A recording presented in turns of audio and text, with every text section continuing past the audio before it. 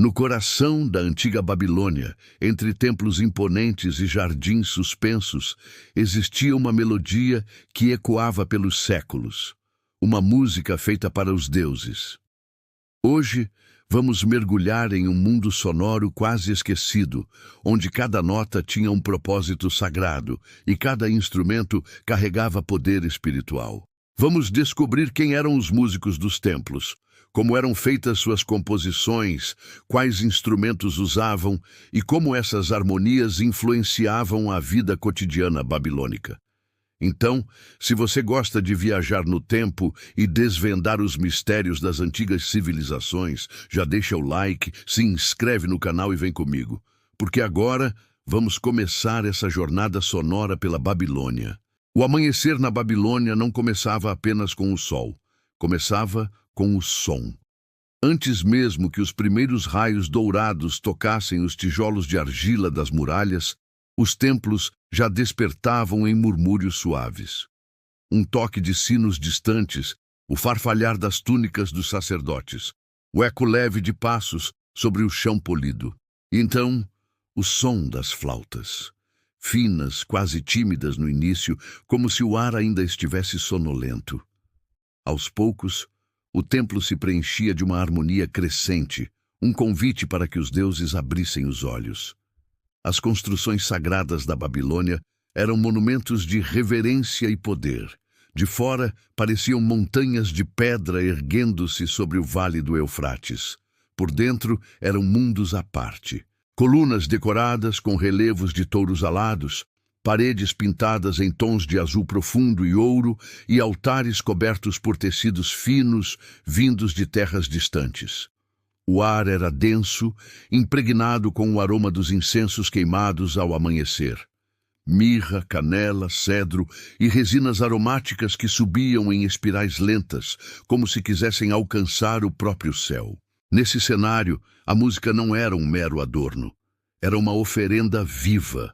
O som era entendido como matéria divina, uma vibração que ligava o mundo dos homens ao dos deuses. Cada nota possuía um significado oculto, cada acorde, uma intenção. Os babilônios acreditavam que tocar no templo era uma forma de ordenar o cosmos, de manter a harmonia entre o que é terreno e o que é celeste. A ausência da música, por outro lado, representava o silêncio do divino, um presságio inquietante. Os rituais começavam quando o sol ainda se escondia no horizonte. Sacerdotes e sacerdotisas se reuniam no pátio central, vestidos com túnicas de linho branco, cintos de couro e adornos metálicos que tilintavam suavemente com o movimento.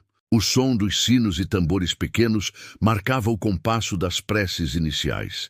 Era um ritmo sereno, calculado, que parecia imitar o pulso do próprio universo.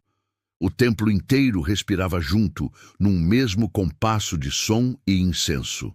O altar principal, consagrado a Marduk, o grande deus da cidade, era o coração musical do templo.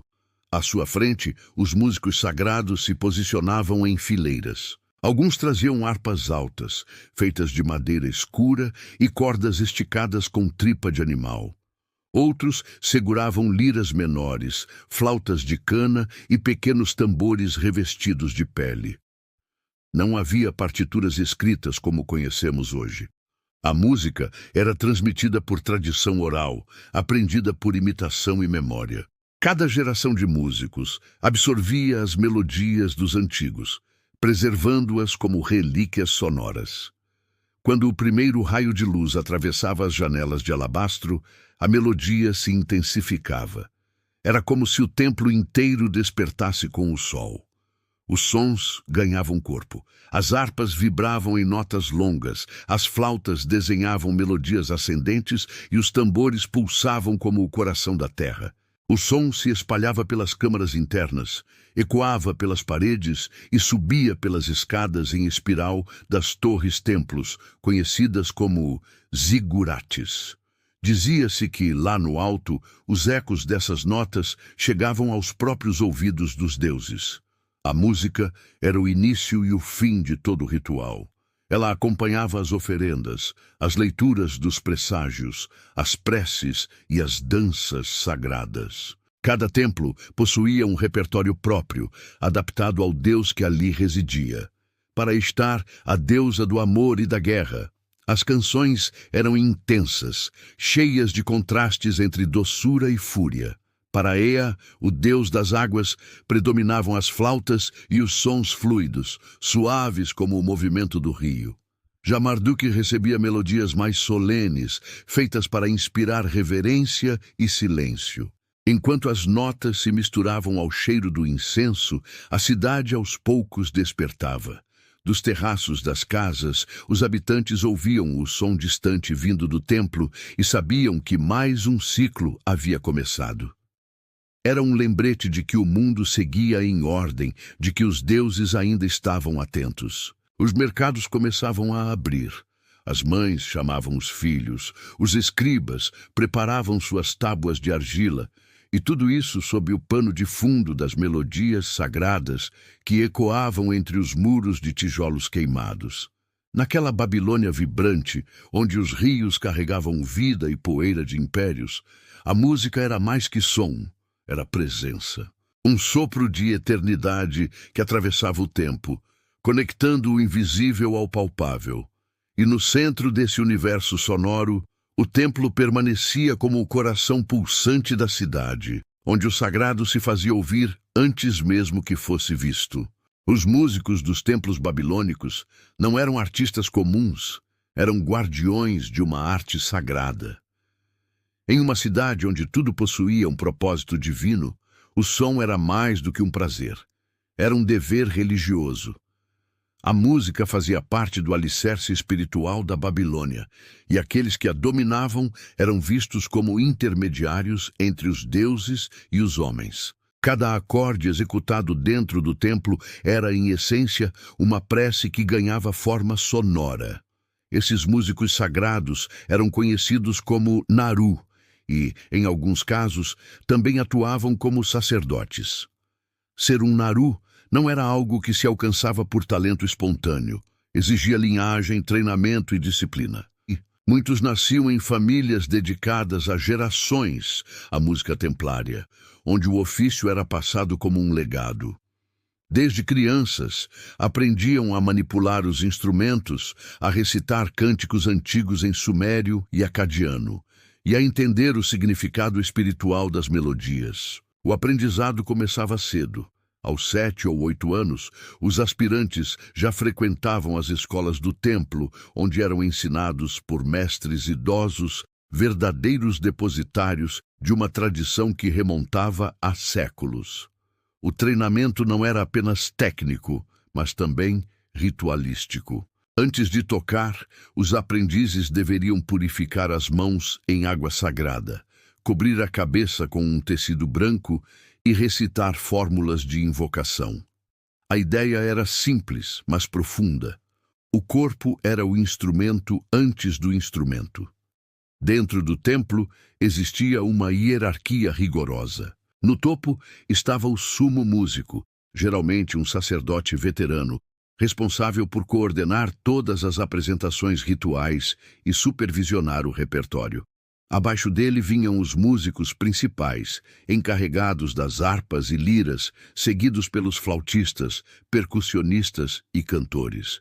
Cada posição representava não apenas uma função, mas um nível de proximidade com o divino.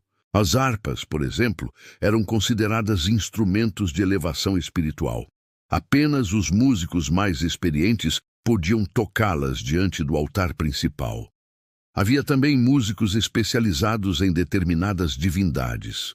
Um grupo servia aos cultos de Ishtar, outro aos de Marduk, e assim por diante.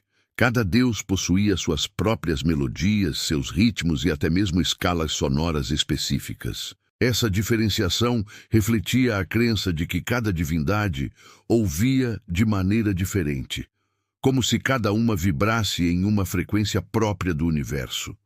Era dever do músico descobrir e respeitar essa frequência, harmonizando sua execução à natureza do Deus que estava sendo cultuado.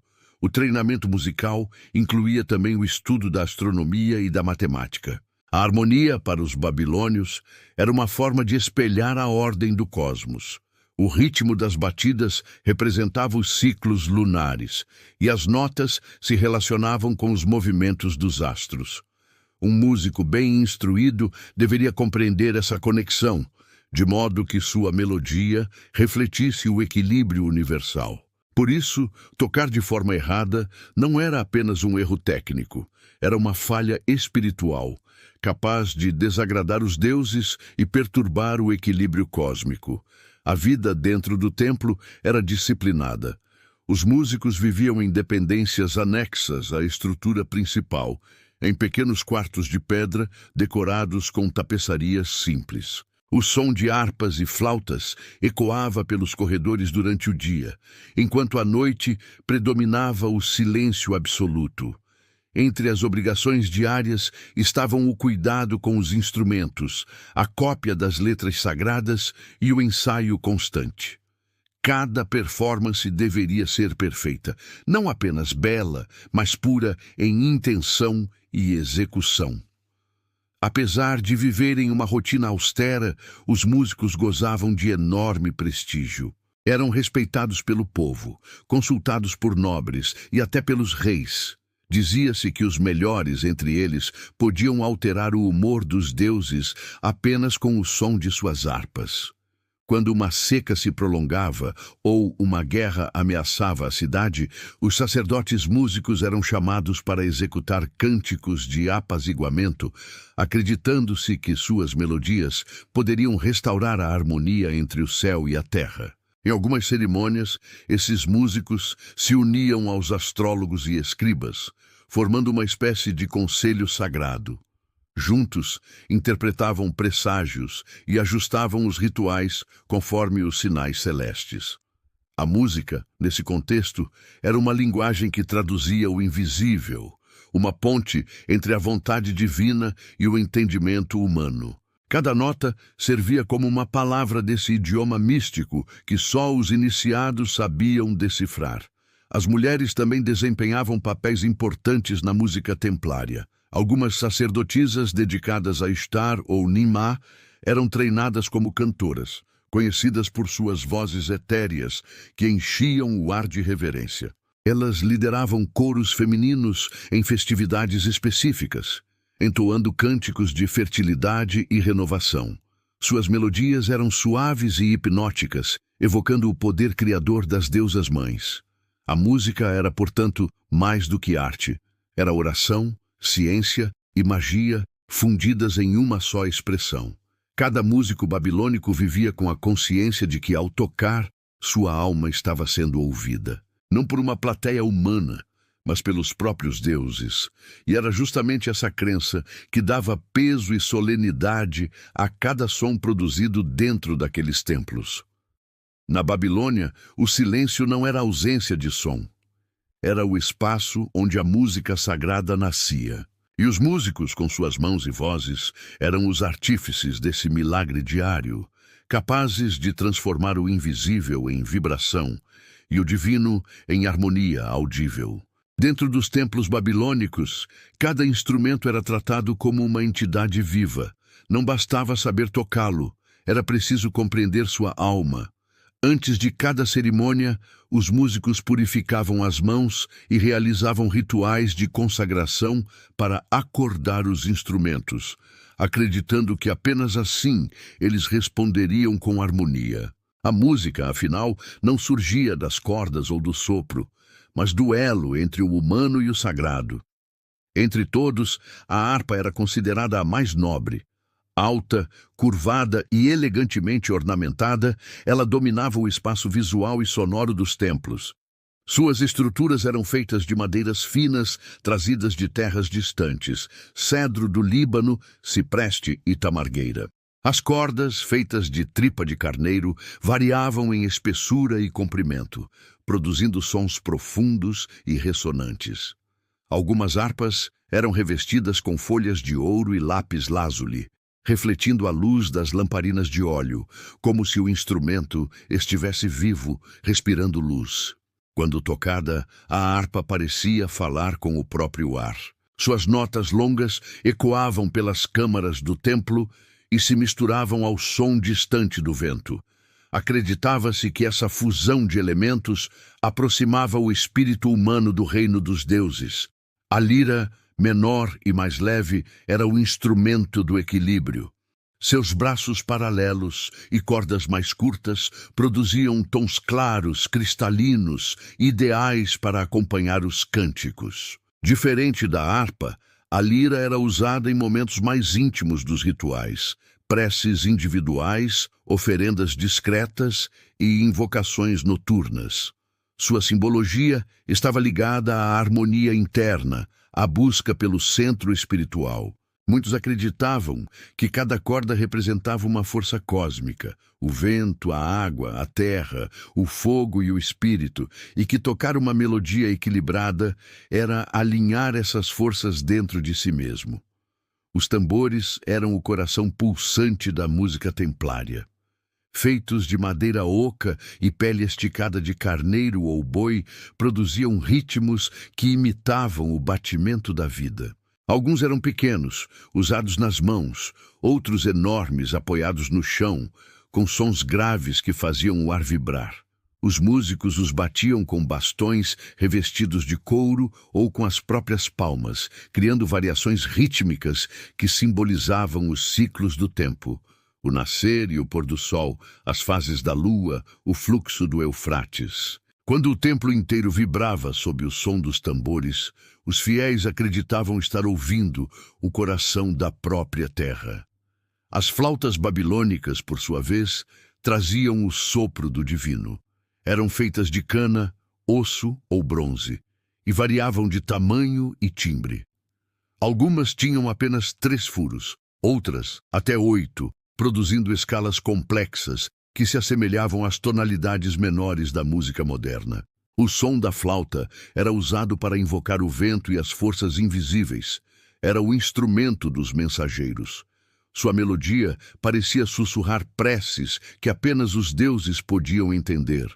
Havia registros de sacerdotes que afirmavam ouvir respostas nas correntes de ar logo após tocar, como se o próprio Enlil, deus dos ventos, respondesse através do sopro. Mais discretos, mas igualmente sagrados, os sinos e sistros tinham papel fundamental nos rituais de purificação.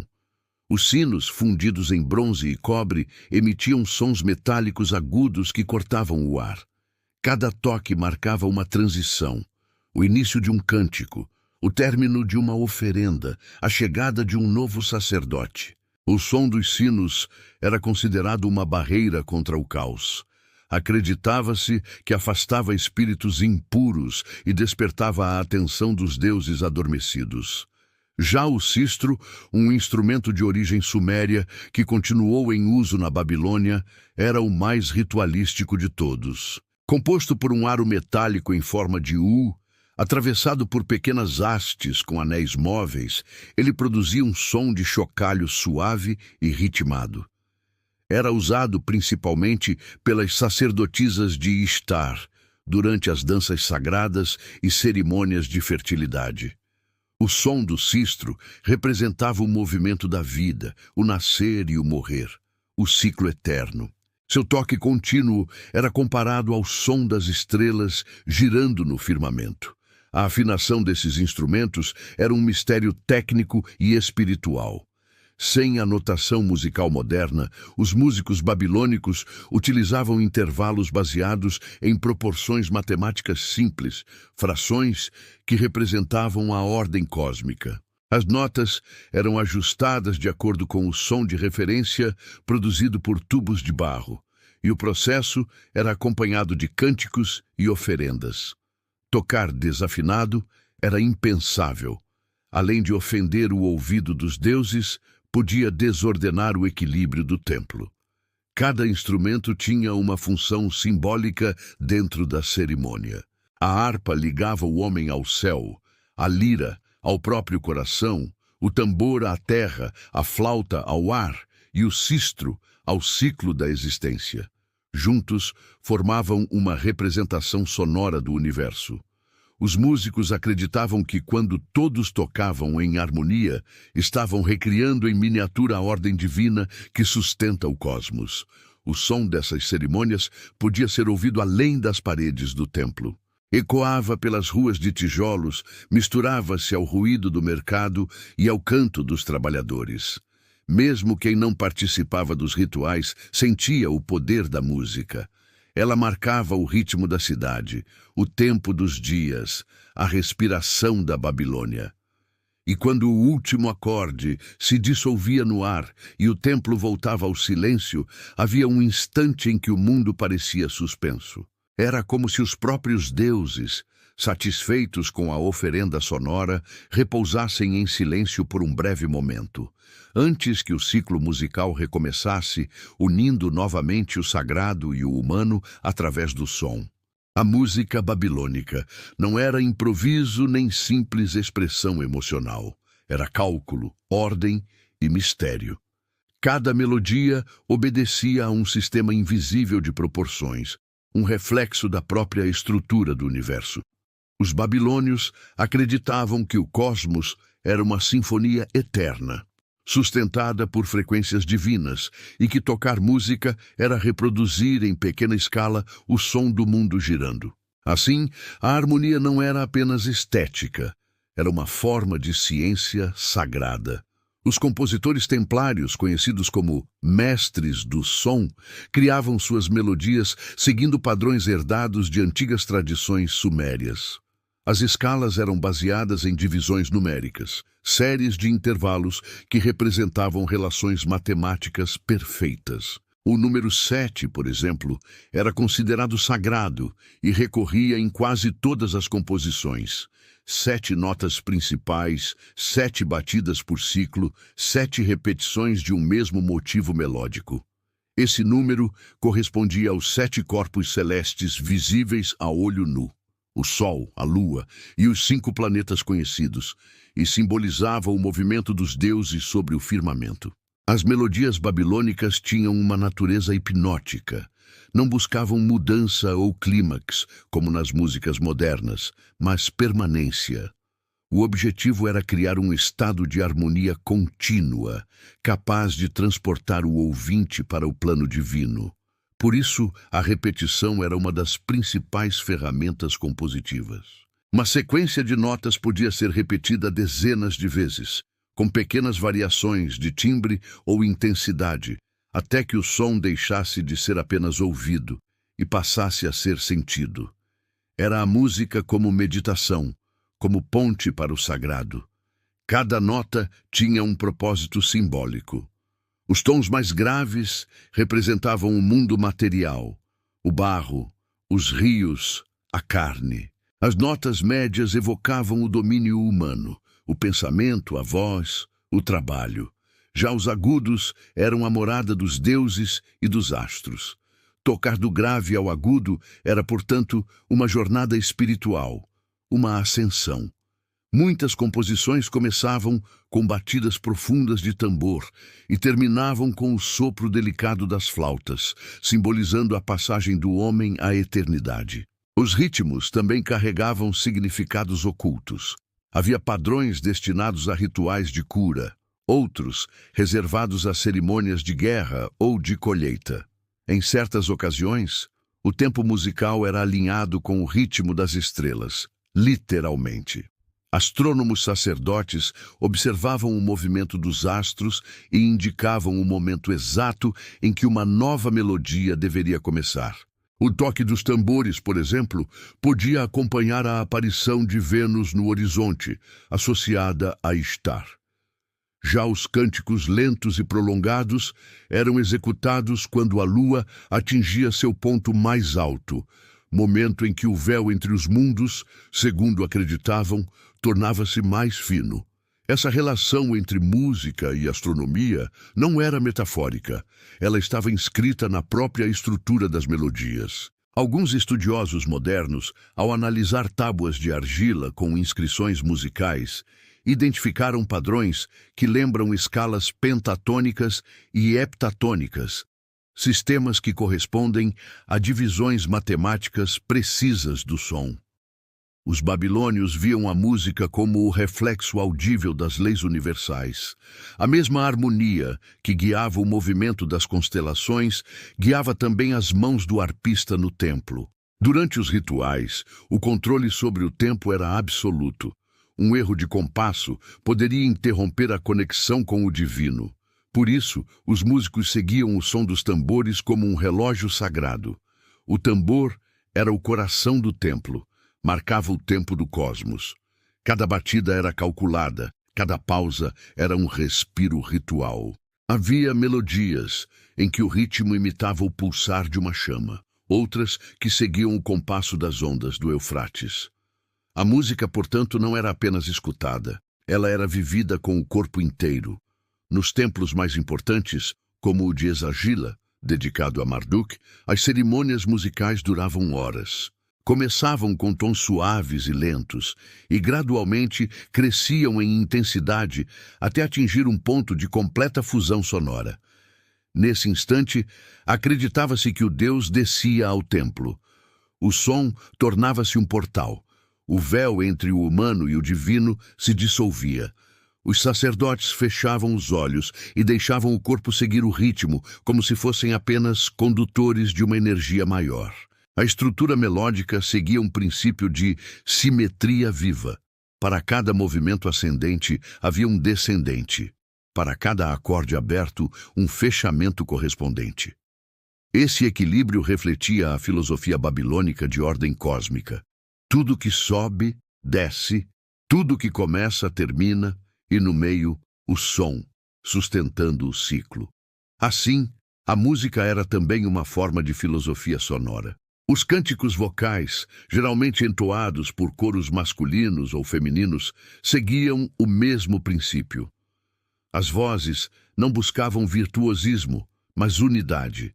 Cantavam em uníssono ou em intervalos simples, criando uma sensação de força coletiva.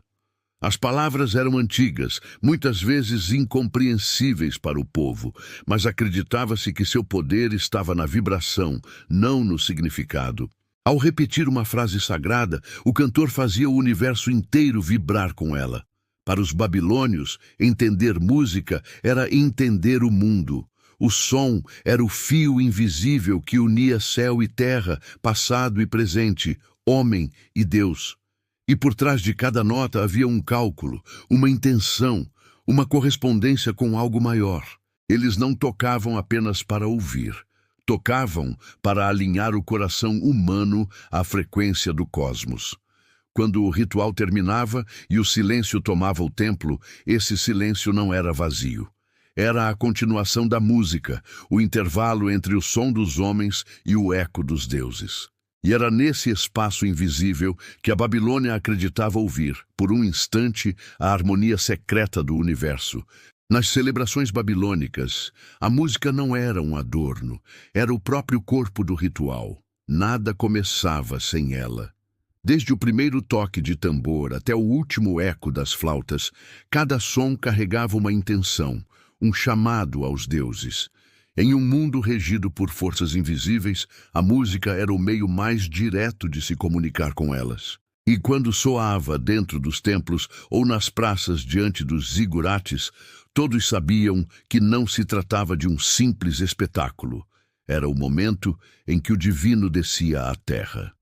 As grandes celebrações para Estar, deusa do amor e da guerra, eram as mais intensas.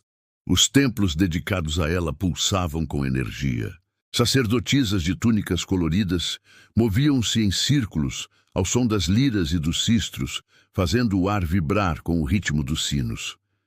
As canções alternavam entre suavidade e explosão. Notas delicadas de flauta se misturavam ao bater profundo dos tambores, criando uma atmosfera de êxtase. A dança era a parte essencial. Passos rápidos, giros contínuos, gestos que representavam o ciclo entre o desejo e a destruição, entre o amor e a fúria. O som dos sistros marcava o tempo das dançarinas, e cada movimento era uma oferenda viva. Os cânticos para Estar eram acompanhados por coros femininos que entoavam melodias repetitivas, quase encantatórias. As vozes subiam e desciam como ondas, formando uma música que parecia não ter fim. O objetivo era perder a noção de tempo, dissolver o corpo no som. Quando a música alcançava seu auge, acreditava-se que Ishtar se manifestava através das sacerdotisas, movendo-se com elas. Era a união entre o humano e o divino, expressa em ritmo e movimento. Já nas cerimônias em honra a Marduk, o grande deus da Babilônia, a música assumia um tom mais solene.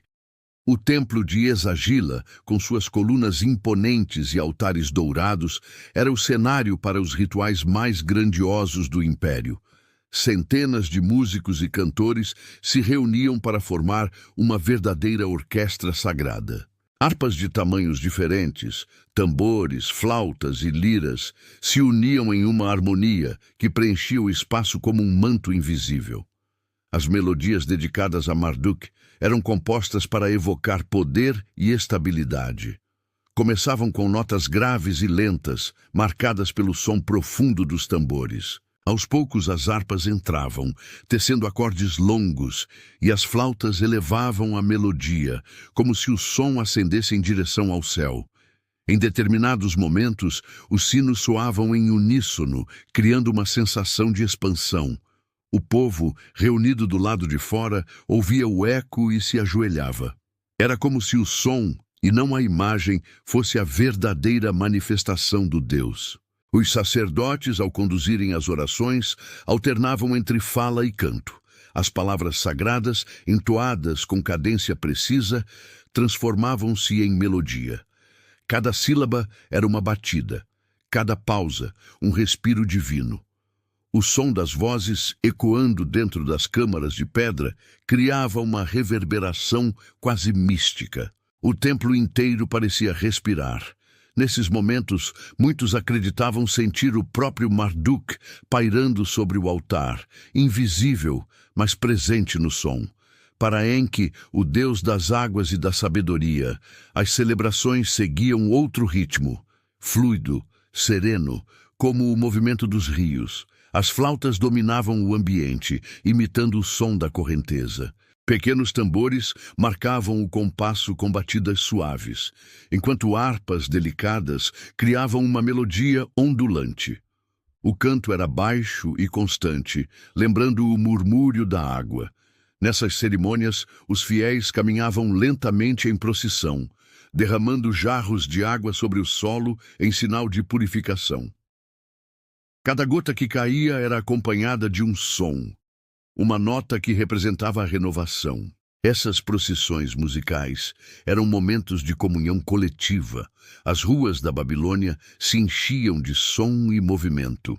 Sinos pendurados em estandartes tilintavam ao vento, músicos caminhavam com liras e flautas, e o povo entoava refrões simples, repetidos como mantras. Os tambores marcavam o ritmo dos passos, transformando o deslocamento em dança. Homens, mulheres e crianças seguiam o compasso sem perceber. Era como se o som conduzisse todos a um mesmo destino espiritual. As danças sagradas tinham funções variadas. Algumas eram de celebração, outras de cura. Existiam rituais em que os movimentos imitavam o voo dos pássaros, o balanço das palmeiras ou o curso do rio. O corpo era o prolongamento da música e cada gesto tinha um significado. Girar representava o sol, elevar os braços simbolizava o pedido de bênção e curvar-se ao chão era devolver à terra o dom da vida. Assim, som e movimento se tornavam um só idioma, o idioma da devoção. A influência emocional dessas cerimônias era profunda. Quando a música atingia seu ponto máximo, o público se deixava envolver. Muitos choravam, outros riam ou dançavam em transe. Acreditava-se que esse estado de êxtase era o sinal da presença divina. O corpo humano tornava-se um receptáculo do sagrado, e a música a chave que abria essa passagem. Nos dias de grandes festividades, como o Akitu, o festival do Ano Novo Babilônico, a cidade inteira se tornava um instrumento. Os templos tocavam suas músicas simultaneamente, e o som se espalhava pelo ar como uma onda viva. Era a Babilônia inteira vibrando em uníssono. Os deuses, diziam, sorriam sobre a cidade quando ouviam suas notas dançando no vento. Para os babilônios, dançar, cantar e tocar não eram apenas formas de arte, eram modos de existir. A música moldava o tempo, a fé e o próprio espírito. Ela era o respiro da divindade dentro do mundo dos homens. E em cada celebração, a Babilônia se lembrava de que, entre o som e o silêncio, havia algo que nunca se apagava, a certeza de que os deuses ainda escutavam. Quando o último som se dissipava nas paredes de pedra do templo, um silêncio profundo tomava conta da Babilônia. Mas não era um silêncio vazio. Era um silêncio cheio de ecos, um resíduo de notas que pareciam continuar vibrando, invisíveis, no ar quente da Mesopotâmia.